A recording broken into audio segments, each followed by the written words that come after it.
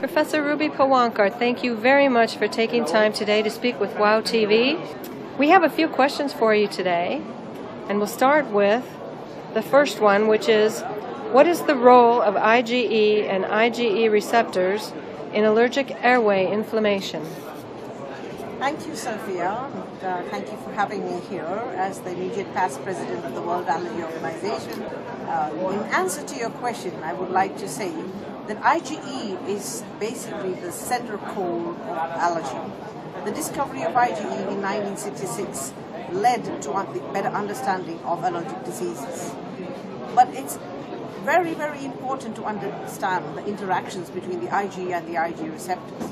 And we have two IgE receptors. We have the high affinity IgE receptor and the low affinity IgE receptor.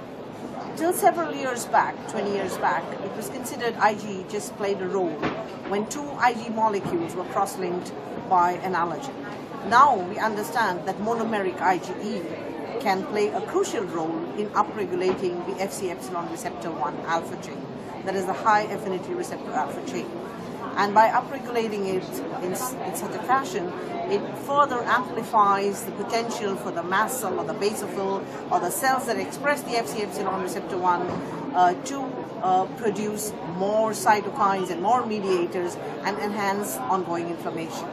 So targeting that IgE receptor cascade is a crucial way towards treatment, which I will speak about in the next few minutes. Thank you. And along those lines, how can a better understanding of IgE and IgE receptors benefit patients in the future? We already have a treatment available for patients with severe asthma, and now indicated also in chronic urticaria, that is anti-IgE monoclonal antibody or omalizumab. This treatment actually is anti-IgE antibody which binds the IgE, the free IgE, and by doing so it prevents its binding to the surface of the IgE receptor, and by doing so it dampens or diminishes the allergic inflammation.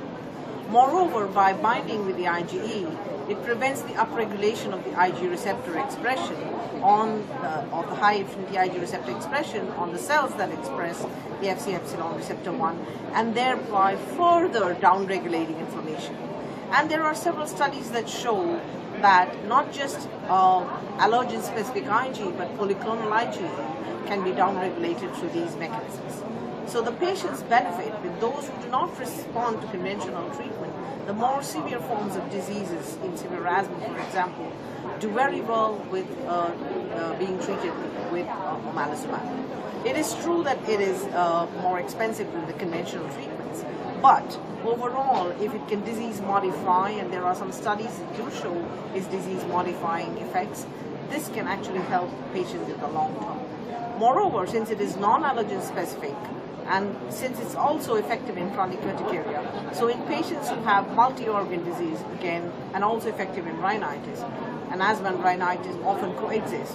So therefore, with this treatment, it can benefit different forms of allergic and non-allergic disease like chronic urticaria to benefit the patient.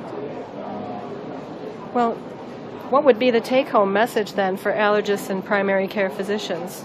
Well, the take-home message is to identify the right patient, because whenever you have guidelines and you talk about disease, it gives you a direction in which stage of disease or which severity of disease you actually need to use it. But even within that format of disease, you need to see the profile of the patient, the capacity of the patient to be compliant, the cost efficacy for the patient, and then the treatment should be used or applied to that particular patient. Thank you. In terms of the future, where is research in the role of IgE and IgE receptors in allergic airway inflammation heading? Well, the role of IgE and IgE receptors are very crucial in various forms.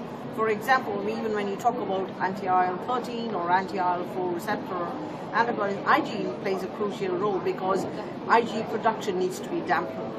And so also in immunotherapy. Immunotherapy also targets by downregulating the IgE production over a period of time and by upregulating the Treg cells and IgG4. So the role of IgE and IgE-Receptors is crucial and will continue to be important.